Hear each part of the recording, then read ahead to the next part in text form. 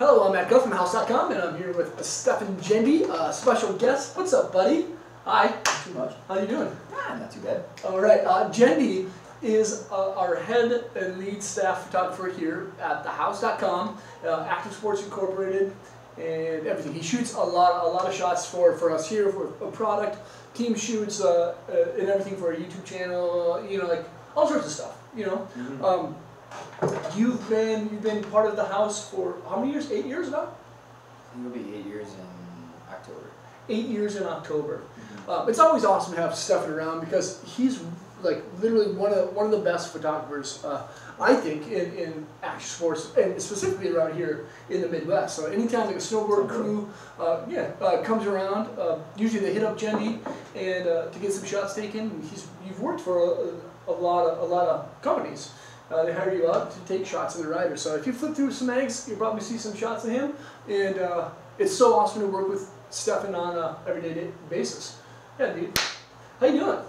Doing good. All right. Yeah. Kind of a long-winded introduction, but you've been here for a while. Mm-hmm. How did you get into working at the house, and how did you get into shooting action sports photography? Oh gosh. It probably stems back to like high school. High school, okay. Like before high school, you know, like Cole Linsmeyer and I grew up together. Mm-hmm. And C-Bone, you know, I skateboarded in middle school and like kind of skateboarded and rollerbladed. Yep. Funny enough, but it really makes fun of rollerblading, but fruit booting. Fruit booting. Did that and kind of got into filming. We filmed all the time, like while we were rollerblading and shit and hitting spots. And then high school, I took it was graphics class at the time. It wasn't like a photography specific class. It was a graphics class where photography was one of the focuses. There was screen printing, letterpress, like different things. And this is, you know, predates digital. Like, I mean, digital was around, but you know, nobody was really using it at the time. So, you know, it was like shooting film, unloading your own film, like going in the dark room, developing your film, like developing prints from enlargers, and you know, doing it the quote-unquote old-fashioned way, I guess, is, right. You know, like, you know, it's fun using the tools like you see in Photoshop, and that, like, the dodge and burn tool that everybody's like, well, why is it called dodge and burn? Because things you do in the darkroom, you know, like all those tools are precursors from shit that translated from the darkroom. But then after high school, I wasn't very good, like, super dyslexic. Okay. So like, school was pretty tough. It wasn't overly fun necessarily. Like it was pretty. It was like, you know, like it was pretty. It wasn't the easiest thing for me.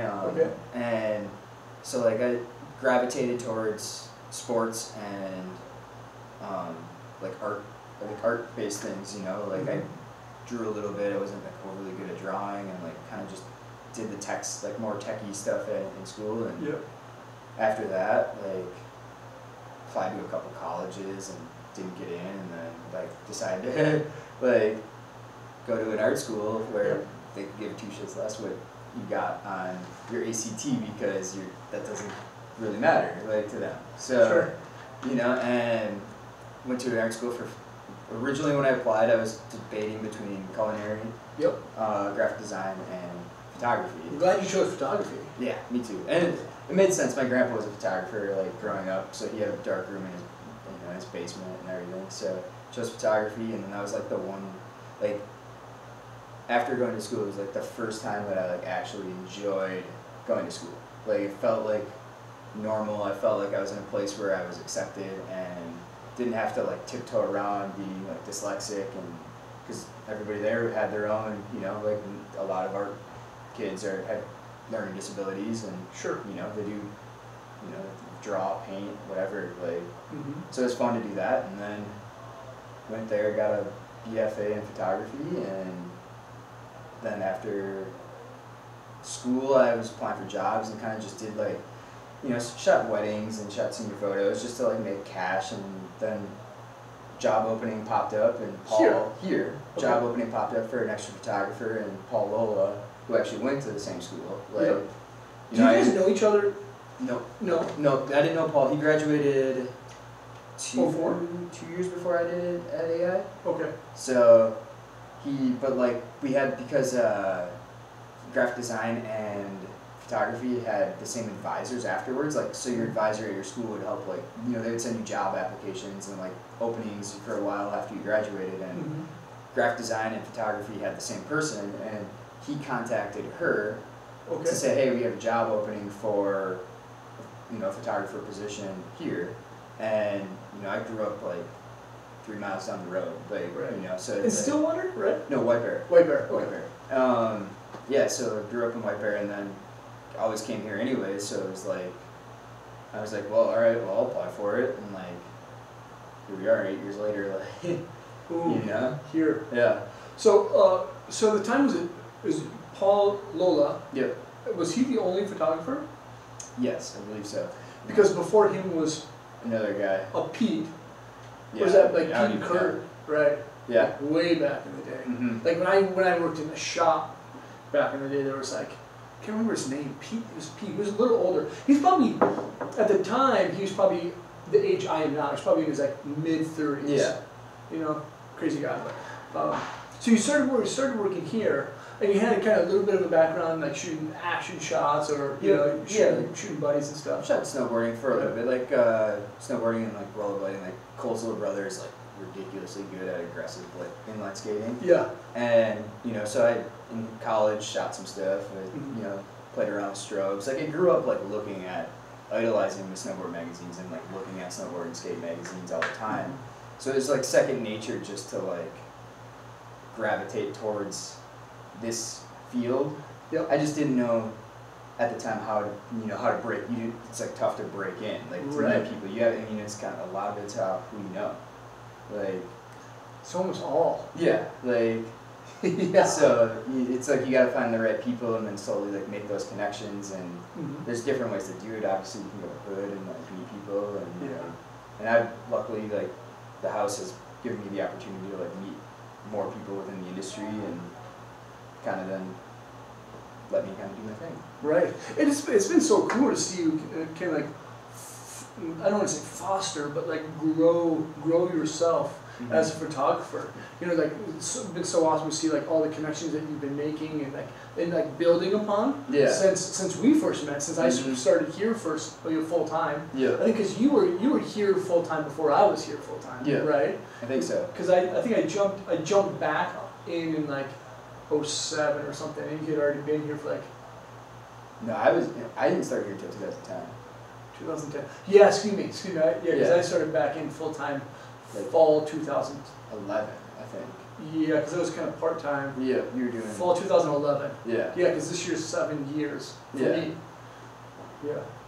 But it's been really awesome seeing you kind of like build these relationships. Now, who was like the first kind of like, who was the first big company kind of contact you and go, hey, we want to fly you out, or we want you to shoot our magazine or shoot some guys or some product?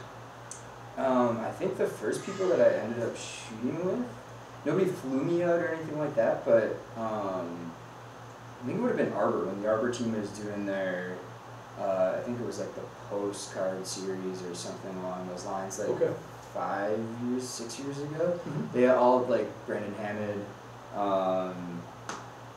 Eric Leon, Scotty Vine, and then Mike Little at the time was just like a flow kid for Arbor. Yep. And through Brian Kulak here in Minnesota, or?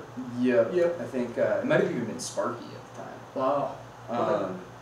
But yeah, like so, like those guys kind of met. I met Sean and Sean Black, their TM. Like I met those guys on like a shoot, just like Aaron Becker actually like was like, yeah, dude, the Arbor guys are in town, like. Hey, they you know, they don't have like, I don't know if they didn't have a photographer, they just wanted like an extra photographer or something, but like. But Sean shoots too. Yeah, Sean. I don't think Sean shot as much back then, but like Sean's definitely like gotten into shooting like a lot. I think Sean was doing some video stuff at that point too, and him himself has been sweet to see his photos, like you know, good. Yeah, and so those are like the first dudes that I met from. I think it was probably Arbor, and then after that, like, started shooting with the Bald Eagle guys locally with like Dan Tyler, Derek Combs, and through them I met like Jonas and Zach Marvin, and obviously all the Impaler guys and like those dudes like Jordan, Cole, Aiden, Right. all of that kind of whole crew of dudes.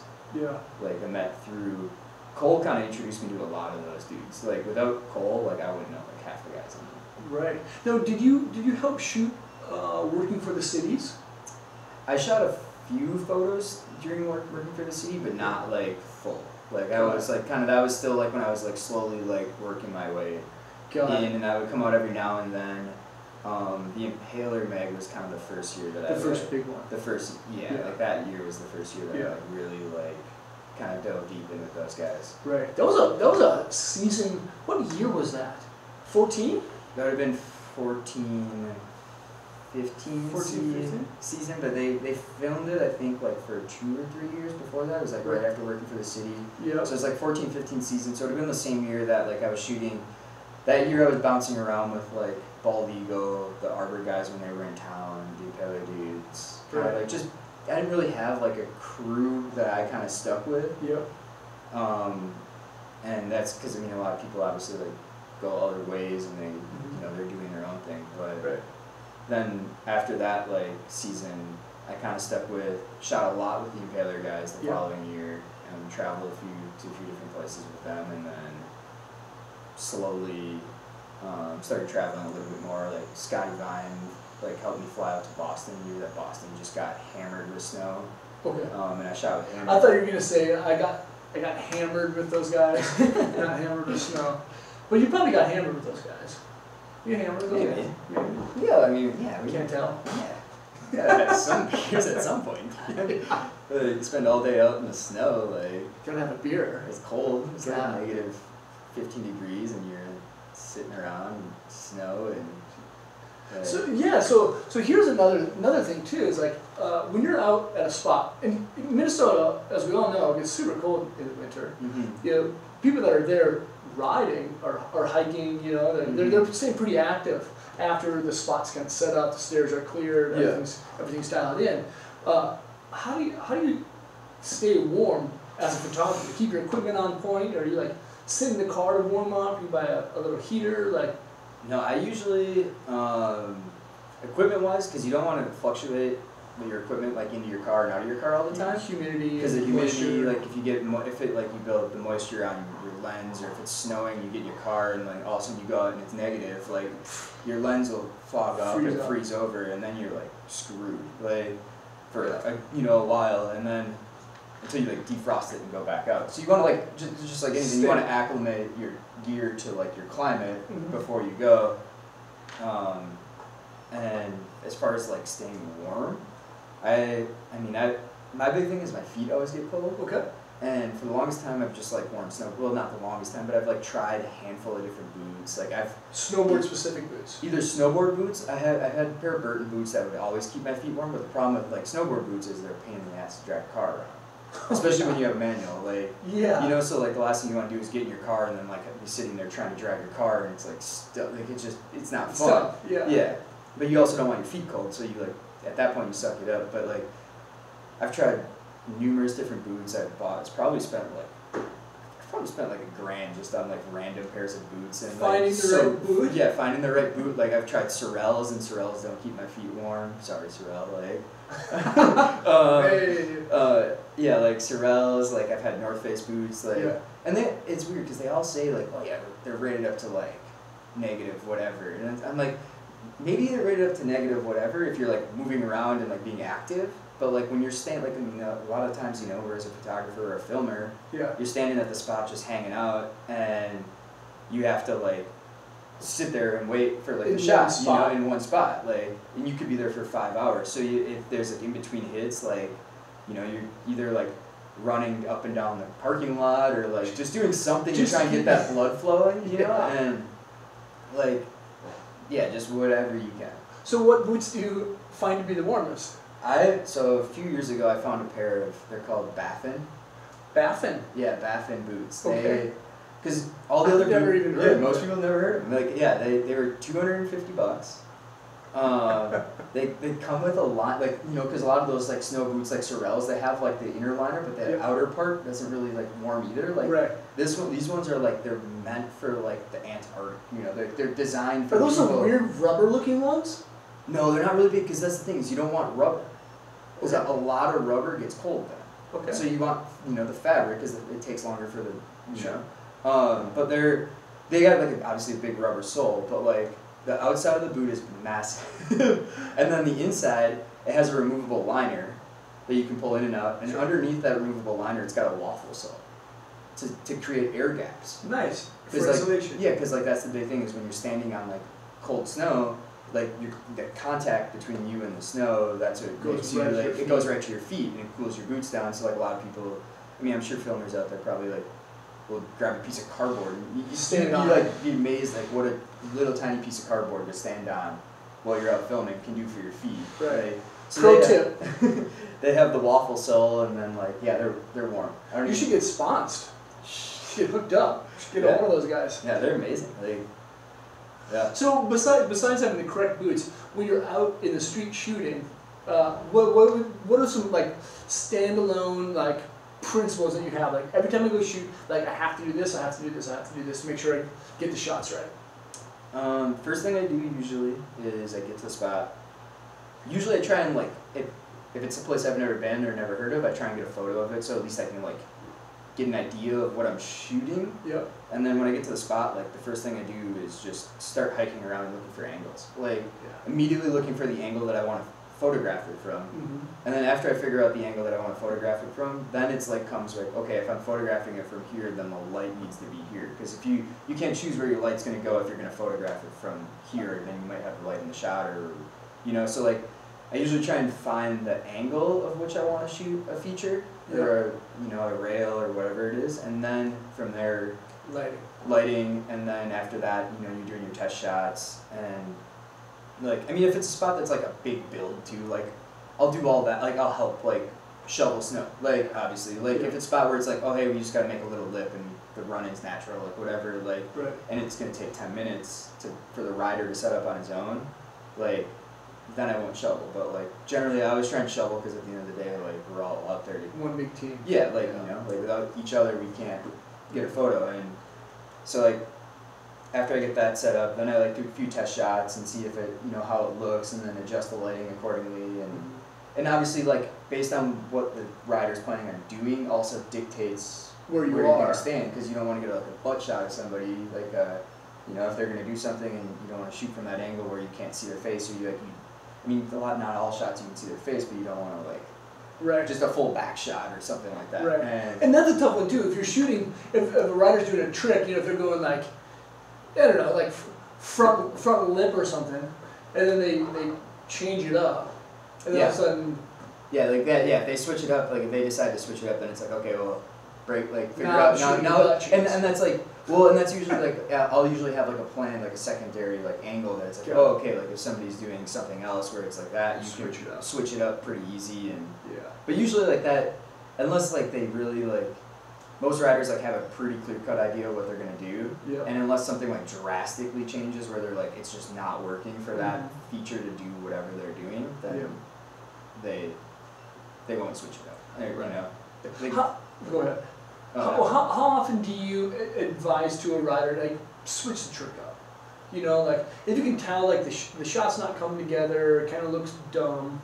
How often you're like you should try this. Do you suggest tricks sometimes if like a rider has a trick really dialed that might look cool at that spot with that angle and that lighting?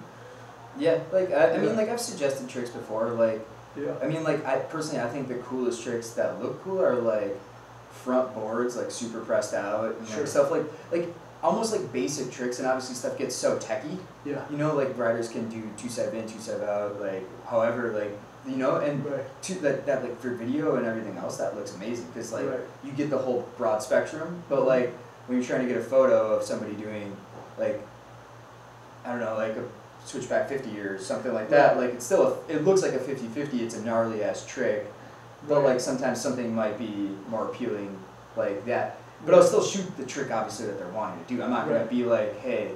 stop doing that, you know, like hardway 2.7 because I want to shoot a front board on this thing. Like, you know, like, because at the end of the day, the hardway 2.7 is like still a gnarlier trick than the front board, even though maybe the front board will look better on photo. Look better on a photo, and I might be like, hey, you just did that hardway 2.7. You got a front board for me just for like whatever, just to like steeze, you know, because like some dudes have like really good style on certain tricks, and you know, you just ask them, and it depends on the person too. Like, obviously, I'm not like the caliber photographer where like I can dictate like who I would be, or not that I can dictate anybody, but like where I would suggest to like Breezy or somebody like to do something. Like, I would, you know, like I'm not gonna be like, oh dude, that looks stupid. Like to that if I ever shot them, you know, like because at the end of the day, like I'm grateful they're helping me, like bringing me out, because a lot of it's like, you know, versus like if it was like Andy Wright for like an article, you know, he might be like, hey, this would look cool, like really tight for a photo,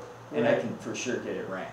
You know, then they're like, oh, okay, cool, like, you know. Yep. Otherwise, they're filming for their video parts, and you know, you just kind of sometimes have to go by the wayside and just shoot whatever they want to do. And like, I mean, like I'll suggest like what I think is cool too, and if they don't think it's cool, I'm not gonna be like, oh, I'm not gonna shoot it. Like, of course. I'm not gonna like sit down and be like, oh, hard about it, or cry in the corner. See you later. Yeah, like, all right.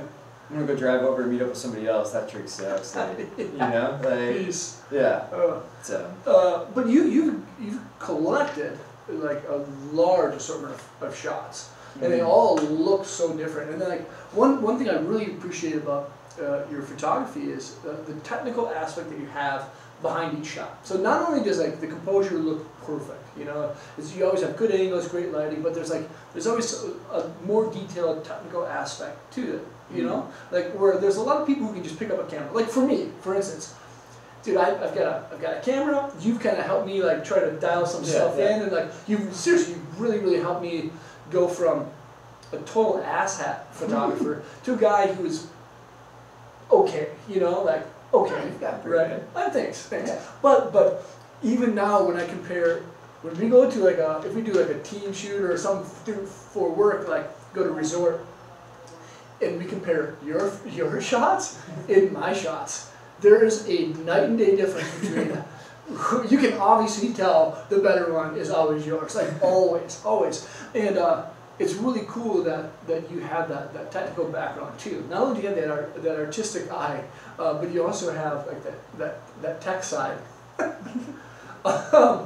You know, so it's like, you know, you have the education behind it, and then you just have that creativity kind of flowing, you know, out of yourself. What do you think would help people who are like kind of like novice photographers kind of like get into it? Because I know I critique people's photographs. Like if I'm scrolling through Instagram, I can tell like the dudes that are like, you know, they're like, you know, they say they're a photographer or they try to be. Yeah. You can tell it's like you got a lot to learn, which is okay. You know, I'm not saying that's fine. But you know, everyone has a lot to learn, no matter where you're at. But what do you think is like the #1 piece of advice for like for people trying to become snowboard or skate photographers? Like, accept criticism. Accept criticism. That's a good one. Because I think so. Going to an art school, you know, I mean, you went to an art school, so you know how you give out you put out your work on the table, and your instructor might just be like, that is total shit, you know, like, and you just spent the last 2 weeks, you know, making it, like doing it, going out, finding these photos, and they're just be like, no, that's total shit, and they might say it's total shit, but like, they'll be like, this is how you can do it better, you know, it's not just like, oh, hey, that sucks, okay, go toss it in the trash, and go try something else, you know, and I think with Instagram and social media these days, everybody wants, I like to call it instant gratification, everybody wants that, like, hey, they're going for those likes, you know? Yeah. Like, and they don't want to accept the fact that the photo they may have taken could have been shot better if they would have done something different.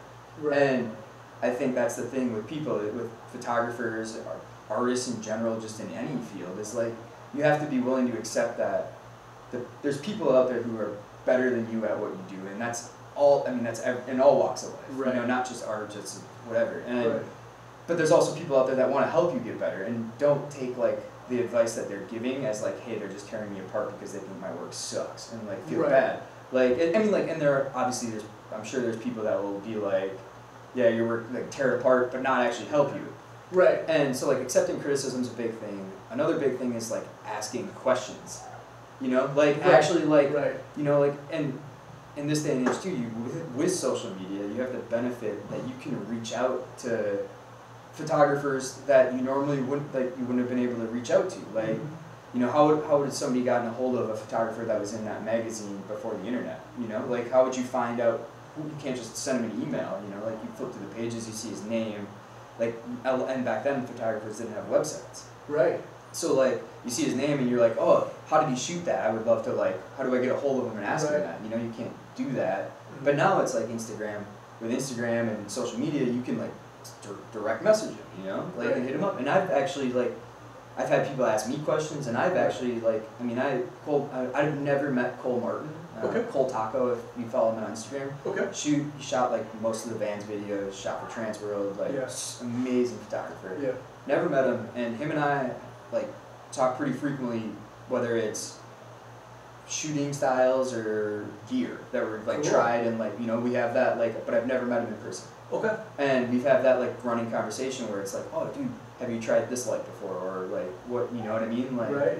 And so because of Instagram, you can have that ability to like talk to people and ask questions, and don't be afraid when somebody like, and like don't be afraid to like ask somebody like, hey, what do you think of my photo? Like send them the photo, and if they have time, they may not respond to you right away. Right. They may not respond to you at all, but like at least you like tried to like get better, rather than like just doing your thing and then when somebody says it's terrible, like get pissed, like because they're now like bullying you, and it's not like they're not bullying you, like they're, you know, I mean they could, I mean if they're being like an asshole about it, sure, but like if they say it's terrible, like you should have done this better, like accept the criticism, right, and go and do it, because without, I mean like going to art school and like going to, you know, sitting through those critiques, I've learned that like not everything I do is good. And even like looking back 5-6 years ago at photos that I've shot, like, and looking at it now, I'm like, what the fuck? Like, what was I thinking? Like, you know? Yeah. And so you just gotta be willing to like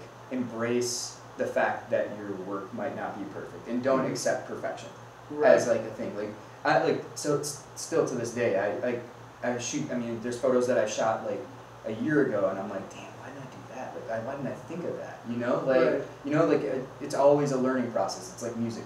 The musician's always growing. Like they, you know, they start one spot and they grow. It's the same thing with art, like in photography and anything. Like, and I think that's the thing. Like just being willing to like accept the fact that you're not going to be amazing at it right away. You actually have to practice. Got the time in. You know, it's like if you want to compare it to a sport, it's like your coach yelling at you because you're doing something wrong in a sport. Right. You know, like. Right. I like how you say, yeah, you're definitely growing too. It's like, you know, like you as you build a collection of photos, and as artists paint, like you can see the progression of their style, and like a lot of times, like their original works are the most valuable because they're still kind of figuring it out. Yeah. That's kind of interesting too, because if you laid your shots out in a time like chronological order, it'd be cool to kind of like see how everything's progressed. So for instance, in your photo studio, it's kind of like a gallery now. Like the walls are covered in shots and huge prints, and it's so cool to look at every single one. They're all very different, you know, and it's cool to see like just like so many different aspects of them. Yeah, right. So so what's the kind of like the big next step? You've shot with a lot of great people. You've worked with. What brands have you worked with?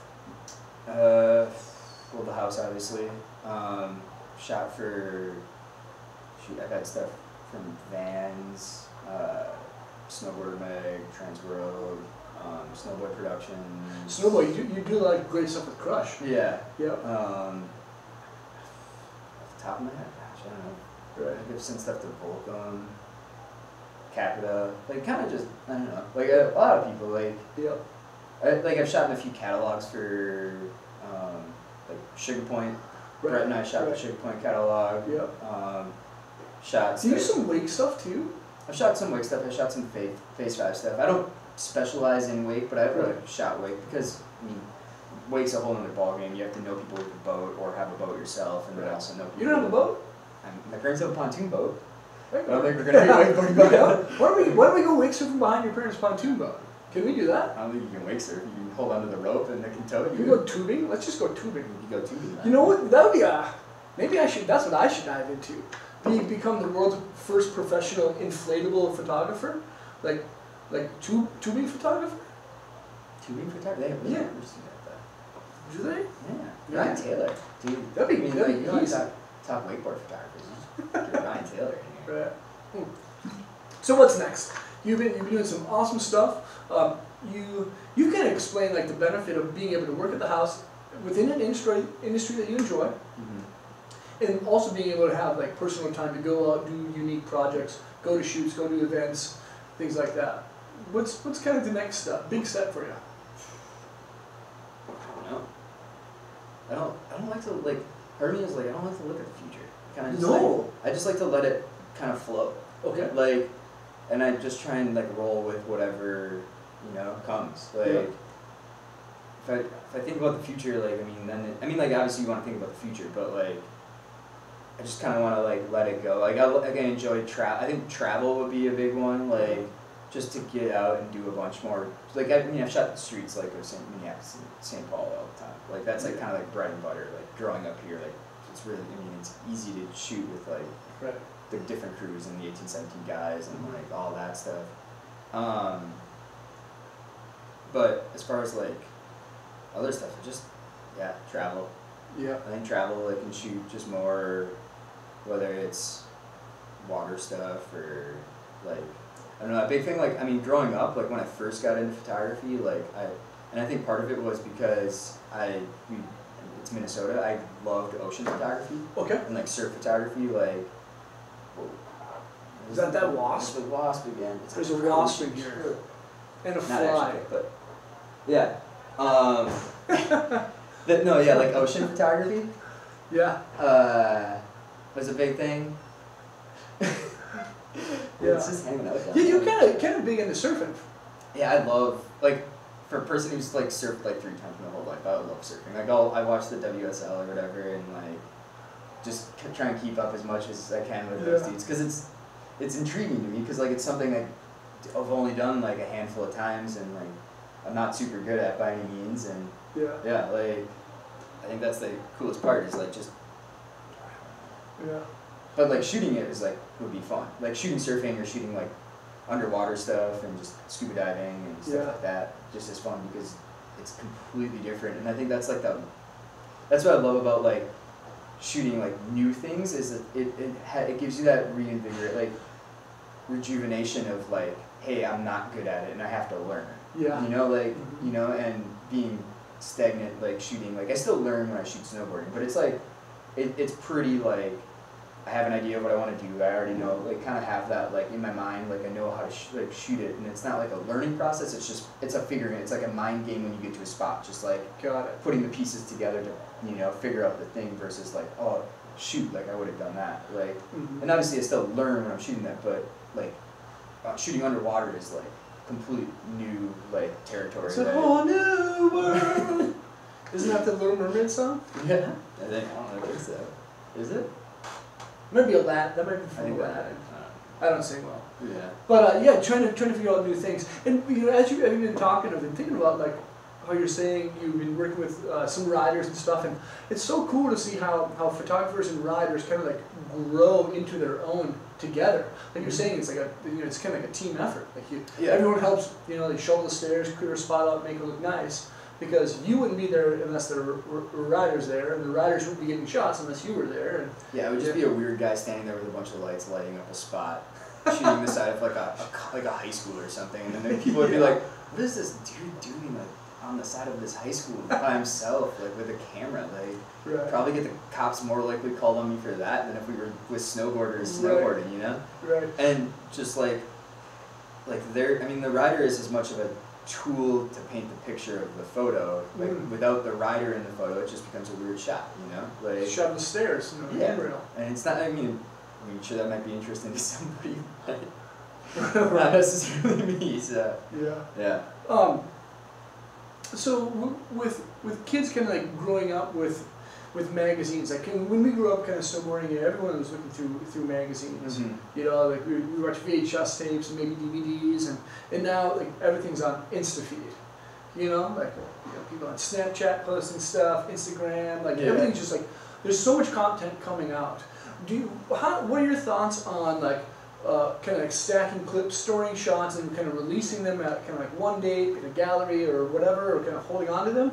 And what are your feelings about kind of releasing them and constantly posting, pushing content out? And I asked that with the backing of a lot of people who are in social media and now are saying content is king. Put as much content out as possible. Do you think that's a good thing or not? I think depends on the kind of content you're putting out. Yeah. Putting out content it's like putting out garbage. It's still garbage, regardless of how much you put out there. Like, right. you know, at the end of the day, if you're putting out good stuff, like content's good. But I also think that holding content, there's it depends on what you're shooting. Obviously, if you're shooting the Bogus project, you know, the whole idea behind Crush's events and Snowboy events is social media and pushing content. Right. That's the idea. It's like a media blowout, and that's the whole point of those. It's get it out fast. We want a bunch of it out. We want to build hype around this event. Right. You know, whereas if it's you're shooting, I think the Vans video is a perfect example. And snowboarding and skateboarding are very different. When it comes to snowboarding, it's a lot of people have released videos every single year. You know, right. It's season to season based. Right. Whereas skateboarding, the video could take 6 years. I mean, obviously it's right. different too because skateboarding, the tricks are inherently may take a hell of a lot longer to land. Yeah. You know, it's not that right. snowboard not taking away from snowboarding, but right. just stuff takes a lot longer. Guys get hurt easier, you know, yeah. and so putting those those videos together takes longer. But right. That's why I like the Vans video it wasn't a media blitz. It wasn't oh shoot, I need to get a filler clip that. Right. And that's I wish with snowboard videos we go back to, or not go back to, but kind of gravitate towards just the year and a half, 2 year projects where then the riders don't feel shoot, I have 10 clips, I need 5 more. What am I looking for? I'm just grabbing at whatever I can to add a clip in here, just to get a full part, you know, right. versus oh shoot, I can be a little bit more picky at my spots, and I can right. do tricks that might take me a little bit longer or whatever, mm-hmm. and you know, because I don't have that added pressure of shoot, the season's 6 months, and then now we're fighting for snow, or now we're right. you know, where's the next place we have to go to because you have the next year to figure it Following out. some snow, yeah. And I think holding photos for I mean, if you want your photos run in a magazine, don't post it because magazines don't want they want original content in their pages, right. rightfully so, you know, Mm-hmm. and don't throw your photos up on Instagram thinking that oh hey this has been ran, it's been seen. They want it's stuff old that's news. Yeah, it's old news. So they want something that's timeless and it's gonna last. You know, I mean, Mm-hmm. and it's even harder nowadays because there's fewer magazines, less issues coming out. Magazines aren't as big. You know, so you're battling with staff photographers that's what they do for a living. Really and they're amazing. You know, yeah. and they've been there for Eastone's been at or Snowboarder Mag for I don't know how long, and Andy Wright's been at Transworld, you know, and those are 2 of the top dudes that battle out for essentially every year for most published photos, and right. they're amazing photographers. So you're fighting with all those dudes, and then in addition to that, now with digital, everybody and anybody.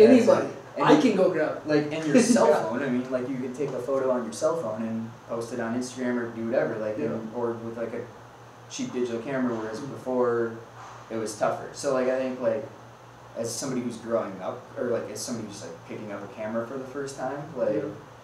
I think the best thing you can do is focus on making your photos as best as possible and not yeah. producing a ton of stuff. I mean, that's you great can, advice. I mean, I definitely think shoot a ton of stuff, but realize you're gonna shoot a ton of stuff and not everything's gonna be great. You may get one good shot out of the mix, and right. just focus on honing your skills and composition and all that. Mm-hmm. I don't know if I kind of went off on a tangent. No, that's really perfect.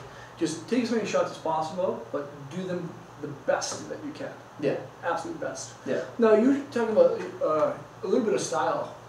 Who's your favorite person to shoot? To shoot? Favorite rider. Favorite rider to shoot that you're such good style. Looks I good. don't even know. That's like, I'm just like. You shoot a lot of guys, but. Throw me under the bus. I don't know. I think like, I'm trying to think like who. I got to shoot with Ethan during the 1817 movie, and I never really got to shoot with Ethan before, and I think like, he's one of the dudes that Ethan like Dice. Ethan Dice, yeah, like to photograph, not because like he does. I mean he's an amazing snowboarder, but like just when you're at a spot, like it's just like fun. Like it's like we're all there to get something done, but like it's always like light and everything's good. And like that's with a lot of dudes, but it was just shooting stuff that he's hitting bigger shit than some dudes that I may not have, you know. And I don't want to say he's my favorite person to shoot, but like he's like when I think of like people like memorable photos that I have and like moments that I have, he like hit a photo of him. What do you do? Frontside 180 into like the ruin spot up in Quebec. Okay. And the photo that I shot of him, the big drop, like that's like one of the photos to me that like sticks out in my mind, partly because he did that and like he did that 4 times, landed it twice. Drove his hand the second. I think he like touched on the second or the third try, and like so he redid it.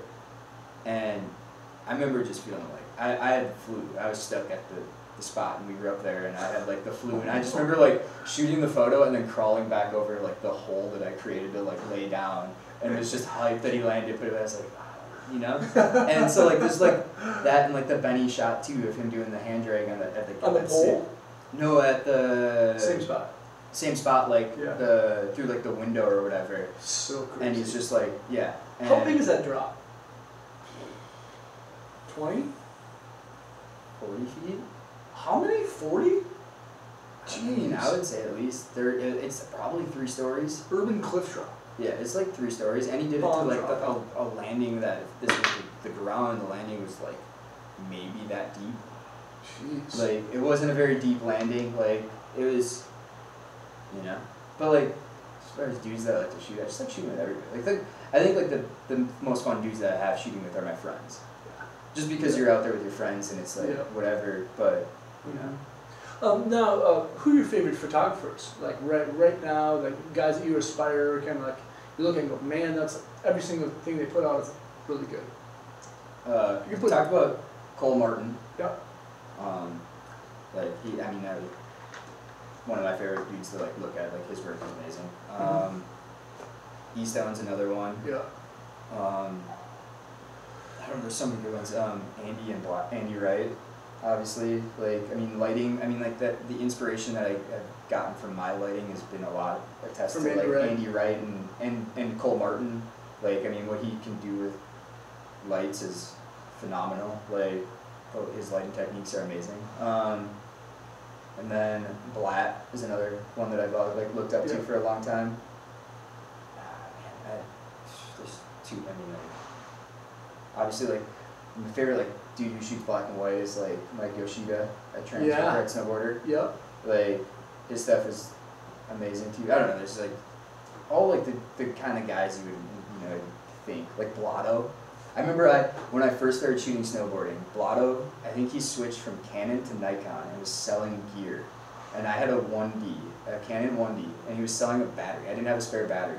I bought his spare battery. Nice. And I was so amped just to have a spare battery that he probably used shooting some Burton thing. Yeah. And I was just because I was 20 at the time, I was I don't even care, it's $200, it's 90% of what's in my bank account. I think I had $10 left at the time. I was I don't even care, give me that, I want that. You still have it? I think so. Should have autograph it. Yeah, that'd be sick. I have to go look through the old camera bag. Right. So. How about kids on the come up? Kids on the come up. Benny. Okay. Benny Milam. Riders or photographers.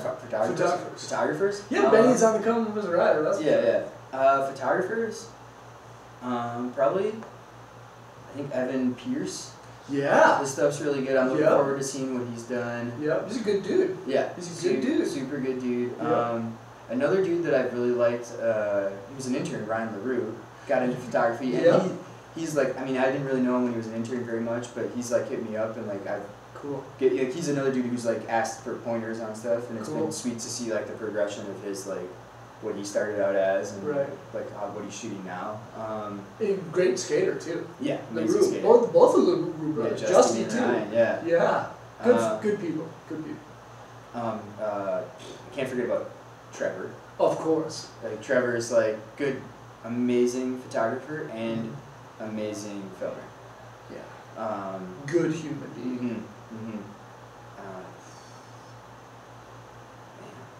Like I mean, at least in that those are the ones like snowboard world related that anybody in the snowboard world would probably know. Otherwise, there's plenty of other dudes that I like look up to outside of the snowboard community. Yeah. Man. Now, what kind of equipment are you shooting with? Usually. Canon. Canon? Yeah, I shoot with a Canon. With Blau's batteries. That's why I get the good shots. Is that why? Yeah. You got the lucky charm rubbed off. Yeah. You know? Yeah, Canon. I typically carry a 15mm fisheye. Okay. 24 to 70, and a 70 to 200. That's kind of like the standard what I carry with me. Is that the big gun? What's the big gun? 70 to 200 is the big guy. Yeah. And that's kind of like pretty much what I go with. If you want the 15mm, you have to go to eBay. They don't make it anymore. Otherwise, you have to buy the 8. The fisheye. The fisheye. Otherwise, you have to buy the 8 to 14mm, which is like $1,500. So 15 doesn't move, it's just 15. 15 is just a So stationary. Stationary. So if you're shooting a camera that has a crop sensor, don't buy the 15mm. Okay. Just future pro tip to anybody's out there. If you're shooting a camera that has a crop sensor, find an 8mm like the Rokinon 8mm or the Sigma, because otherwise the fisheye won't work. Yeah. It's more like a wide angle lens. Huh. And then I have a different like array of like lights. I shoot Einstein lights and have some like I think they're called like Bolt. They're like a knockoff brand like Bolt and newer, and like they're like technically bare bulbs. So I like those for strobes, and Pocket Wizards obviously for shooting. Yeah. Pocket Wizard. Yeah. That doesn't sound like it's supposed to be for photography. No. What kind of pack do you use?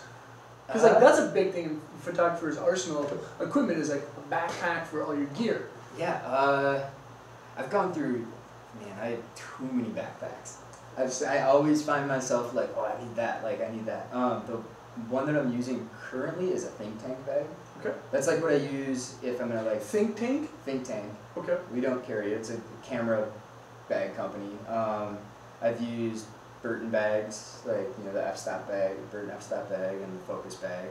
Still use that one. Like that's what I keep my one of my flashes in, because it's got a big battery, and I just like stuff the whole thing in there, and you can toss it on your back, like, or give it to somebody else to toss on their back.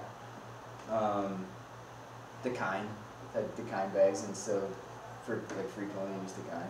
So so there's a funny story about a kind bag, right? I have the one that you ordered. Yeah, I ordered a specific ordered one, and never showed up to me, and he ended up buying it. Yeah, so the story behind it is, so we have basically two shops. We have our main showroom shop for like a brick and mortar store, in addition to our online platform, and then we have like an outlet store which carries kind of like gear from like previous years, right? And every once in a while, like something like a 1 or 2 product will end up at our outlet store. Did you end up there? That's where I got it. So I go over to the outlet store one day. There are 2 separate buildings, basically across the street from each other. I go over to the outlet store. I'm just kind of like digging through some stuff. Like there was a lot of special stuff there. Just kind of like randomly be there, and I see this Decine camera bag. It's fresh. It's like current year, like super dope. Shouldn't have been in the outlet. Should not have been in the outlet. And, probably because it was ordered for me. It was ordered for you. I'd come to find out later. So I asked the guy, I was like, yo, how much is this? And the price point is just like so dirt cheap. Yeah. It was probably super cheap. So I bought it. I bring it back over here to the regular shop where the offices are. And I think I walked it back to you. I was like, dude, check out my new bag. Yeah. You're like, what the hell is that? It was your bag that you special ordered that they didn't know who to deliver to, so they put it over to the outlet. And this was like 2 months after like I actually special ordered it. Like I special ordered it, and like Nancy said that it was gonna show up like a week later because I was going on a trip and I wanted it for a trip, and then like never showed up. So I was like, all right, well, whatever. Yeah. Like I guess somebody found it and like it got put online or something, and then boom. 2 months later, It's awesome. It's really nice. Thanks for ordering that. Yeah, no problem. That's a nice bag. That happened to a pair of Vans boots of mine too. I think like Bovie sent over a pair of boots, and they somehow ended up in inventory. I was like, "Where's my boots, man?" Oh man. Well, so what kind of like parting pieces of advice do you have for people out there who want to advance their skills as photographers? You know, they need to take time, shoot the best they need to shoot. What would you say advice for anyone who's really getting out there? You can't ask that question already once, but no, accept criticism. Accept criticism. Accept criticism and Number critiques. Like accept the fact that, you know, especially if you're just starting out, like what you're shooting might not be the best thing in the world. Like it might not be quality stuff. Ask questions. Like don't be afraid to like hit somebody up. Worst comes to worst, they just don't ever respond to you. Who cares? Like, you know, you hit them up and they never reply back, whatever. Life goes on. Yeah. And don't burn any bridges. Good call. Don't, like, at the end of the day, like we were talking about, you know, how it's a team effort, and if you're an asshole to somebody and you don't get along with the rider, like, do you think that rider's going to want to, like, in the future, like, in the past, like, if that rider, like, all of a sudden becomes, like, you know, like a Bodie or somebody, like if they're that photographer growing up with Bodie, like shot him, and then now, but like they had a falling out because the photographer was an asshole, like do you think Bodie's gonna be like, oh yeah, I'm gonna hit that dude up, because, no, he's gonna be like, no, like that dude sucks, like, so just like don't burn any bridges, like, just be a decent human being, like, you know, like don't, so, I think those are like the 3 big things, cool. You know, and like, go on Instagram, and if you're a kid, like, and you're on Instagram, stop and actually look at the photo. Analyze that photo analyze the people that you admire. Mm-hmm. You know, lunch is out. Yes, ring it out. Yeah, like, and buy the magazines, because buy the magazines. Buy the books. Buy the books, buy the magazines, like, you know, anything, like, look at skate photos, look at, like, just, you know, just like any, you know, subject that you would study in school, think of it, photography as a subject. You're like analyzing it, figure out where the dude put the light based on the reflection or where the shadows are. Like, take those magazines and, like, what I would do, and I regret it kind of now, but I would buy magazines in college because we had to do like create like tear sheet books, you know, like, and so it was just like whether it was snowboarding, skateboarding, fashion, whatever. I'd buy the magazines and find the photos that I like, rip them out, put them into a book or a filing system. So then you always have those, you know, those like inspiration pieces that you like look at and you like can get ideas from, or, you know, and I'm not saying do that with your magazines, because unless you're buying 2. But yeah, like just always like look and like try and deconstruct how that photo was created. Right. Whether it was like done with lighting or if it was done with natural light or shot wide open, shot at a high depth, you know, like large depth of field or low depth of field or whatever you want to, you know, just deconstruct it and figure it out. Yeah. Don't just swipe past it and like it. Like look at it. I mean, we all get in that mode where we're just like, we want to go quick and whatever. But like, if something really stands out to you, like screenshot it. Or, I mean, now you can save. I think you can save Instagram posts. Right? I think so. Yeah. But I'd still screenshot it because I don't know if that stays, if it's that person deletes it or not. But yeah, screenshot it. That way you have it and you can just like look at it and like put it in a reference file, like you know. And I'd say like a big thing for up and coming photographers, since now everybody shoots digital, shoot film. Buy a film camera and shoot film. The one thing that film taught me was to like actually take a second, slow down, and figure out my shot. Right. Because like at the end of the day, film, you know, a roll, especially nowadays, a roll of film is, depending upon what film you're shooting, it costs $6-7, you know, or more, and you only get 36 shots, and you want to make those 36 shots count. You know, your digital camera, you can go and you're fine or whatever, but like, and you don't even have to think about. At the end of the day, it's on a card unless you like have like one 4 gig card and you fill that up. But like, buy a film camera and slow down. Yeah, like, slow down. Like take a minute and just actually think about what you're shooting. Right. Yeah. Cool. Now, kind of 2 parting questions. The first one is, what's the biggest thing you ever screwed up shooting? Like biggest photography mistake, like, oh man, that was, I royally blew it.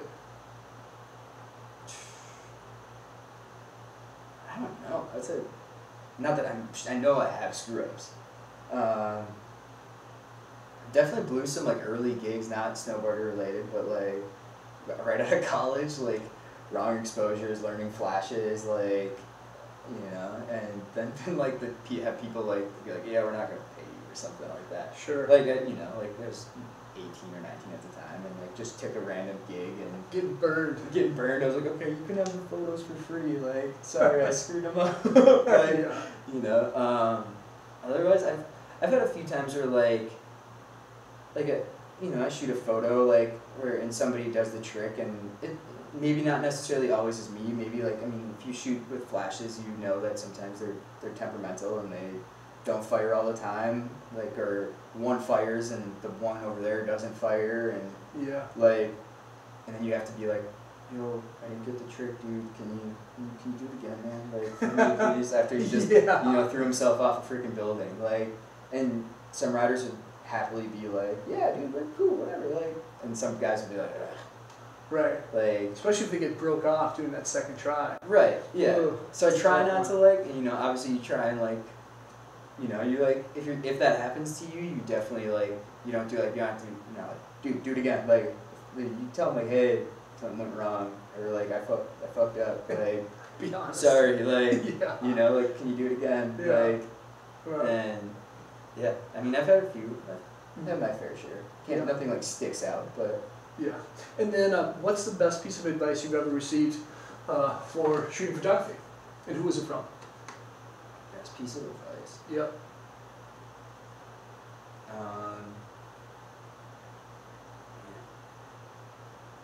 That's tough. I think it was probably from an instructor who just said, shoot a lot, like, and don't like I think like early on, like when you think you have the shot, and this might not be, I mean, obviously snowboard related. If like the dude that you're working with, a human being who's throwing himself off a building, you're not gonna be like, hey dude, can you do that 10 more times, right? But like, if you're just out shooting, like, and there's like I'm shooting this cup, like, I'm not gonna shoot one angle and be like, I got the shot, you know, because you never know, that second angle might be the angle that, or the 20th time you shoot it might be the angle that you end up using Right. like the best, you know. Mm-hmm. And I think like that might be the biggest piece of advice. One of the biggest pieces of advice is just like constantly shoot a lot. Don't delete anything. I dump my cards in there. I have photos from Bogey's project and other big troll project. I think I probably have like, I don't know, 25 gigs of photos from troll project that might never see the day. Like not like it's not like they're good they're good photos because I was shooting sequences, so like it might not be the one in the sequence, but I still don't delete anything. I drop everything in my folder and I keep everything, like. Wow. And like if you don't want to delete something, or you want to like keep all your like hammers in one spot, like Hammers folder. get a separate hard drive for that, and like put all the stuff that you like really love and export. And You must have a lot of hammers, because if you need your own hard drive for your hammers. well, I personally don't. I personally don't have a hard drive specific for that, but back up all your stuff.